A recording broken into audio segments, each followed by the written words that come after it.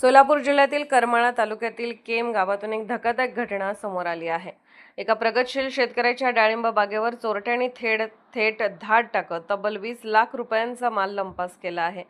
घटनेमुळे परिसरात भीतीचं वातावरण निर्माण झालं असून शेतकरी वर्गामध्ये संताप व्यक्त केला जात आहे। करमाळा तालुक्यातील केम येथील शेतकरी ज्ञानेश्वर गोडसे यांनी मोठ्या मेहनतीने आणि व्याजाने कर्ज काढून डाळिंबाची बाग उभी केली होती। बागेतील डाळिंबे पूर्णपणे तयार झाली होती आणि बाजारात चांगला भाव मिळण्याच्या आशेने ते काढण्याच्या तयारीत होते। मात्र 30 एप्रिलच्या रात्री अज्ञात चोरट्यांनी बागेत प्रवेश करून झाडावरील दर्जेदार डाळिंबे तोडून नेली। रात्रीच्या अंधाराचा फायदा घेत काही तासातच चोरट्यांनी संपूर्ण बाग रिकामी केली।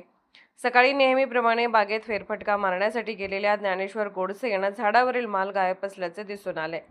हे दृश्य पाहून त्यांना मोठा धक्का बसला। लाखो रुपये खर्च करून आणि रात्रंदिवस मेहनत करून जोपासलेले पीक काही क्षणात चोरीला गेल्याने गोडसे कुटुंबियावर दुःखाचा डोंगर कोसळला आहे। कर्जाची परतफेड करण्यासाठी या पिकावरच सर्व आशा होत्या, पण चोरट्याने होत्याचं नव्हतं केलं अशी भावना पीडित शेतकरी ज्ञानेश्वर गोडसे यांनी व्यक्त केली। शेतकऱ्यांच्या शेतात जाऊन थेट उभं पीक चोरीला जाणं ही अत्यंत गंभीर बाब आहे।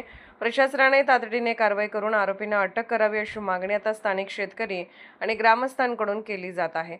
या घटनेमुळे संपूर्ण परिसरात घबराटीचे वातावरण निर्माण झाले आहे। शेतातून थेट उभं पीक चोरीला जाण्याच्या वाढत्या घटनांमुळे शेतकऱ्याच्या सुरक्षेचा प्रश्न ऐरणीवर आला आहे।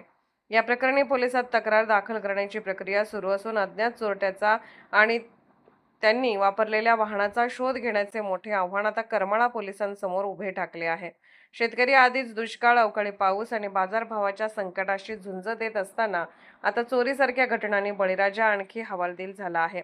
या प्रकरणातील आरोपींना पोलीस किती लवकर गजाआड करतात हे पाहणं महत्त्वाचं ठरणार आहे।